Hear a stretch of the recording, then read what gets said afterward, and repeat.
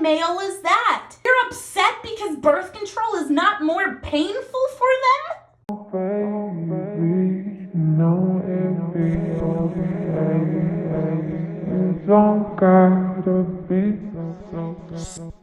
So male birth control is very close to being made public, and there is a huge chunk of society's women that are very angry about it, even though we've been protesting forever how it's completely ridiculous that the entirety of the responsibility of contraception is pretty much placed on us. Despite condoms, of course. But when it comes to trying to get the more effective ways to not get a baby, it's on us. So you would think with them coming out with male birth control that women would be really excited and really supportive of it.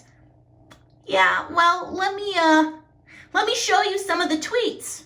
This one says, who do I have to write letters to? We have to stick foreign objects in our body and y'all talking about gel for men? I mean, first of all, how anti-male is that? You're upset because birth control is not more painful for them?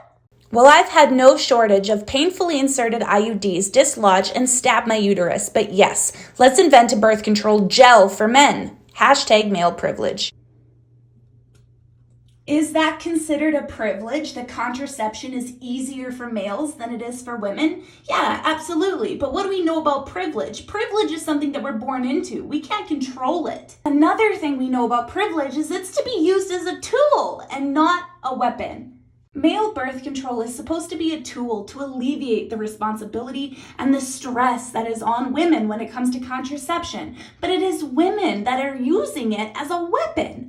When I tell you that I'm stuck in a generation where demonizing men is glorifying women, I mean it, and this is a great prime example of it. What are you looking at? That is called a curtain. Yeah. Ladies, we don't get to sit there and be like, yo, males need to take on the responsibility of contraception and then be angry when it finally happens because what? Their balls aren't being snipped? You're angry that they're not getting their balls snipped like an animal? And I do want to clarify, I'm not calling men who do have vasectomies animals. But what I'm saying is when you're suggesting to snip men just so that they can't give babies, even when they're like 20, 16, 30, like you are treating them like animals. So that's what we do to puppies and kittens. We neuter them at a young age.